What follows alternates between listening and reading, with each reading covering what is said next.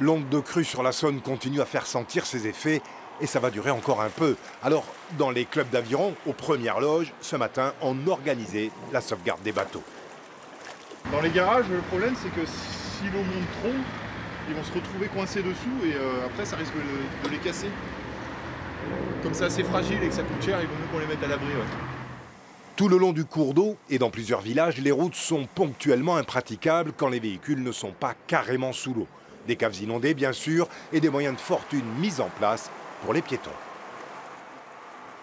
Ce matin, il y a eu une entraide qui était faite avec différents riverains. Ils ont fait de maison en maison pour arriver là et pouvoir passer. Mais là, aujourd'hui, on a dû renforcer parce qu'en fait, cette nuit, la crue a encore monté de 15 et donc toutes les planches étaient parties, quoi. Donc là, il faut juste espérer que la crue ne monte plus, quoi. La Saône qui déborde, évidemment, on a l'habitude. Par exemple, ici, à Couzon, le barrage n'est pas loin. Et regardez, là, la marque de la crue de 2001 est plus spectaculaire encore. Celle de 1840, c'est dire qu'ici, on garde bon espoir et le moral.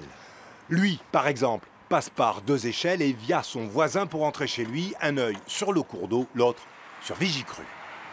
Ça monte d'heure en heure, on peut visualiser. C'est pas inquiétant, mais bon, ça rassure pas. Donc la décrue n'est pas encore amorcée, quoi. Et ça va encore monter dans l'après-midi, décrue finalement annoncée pour la fin de journée.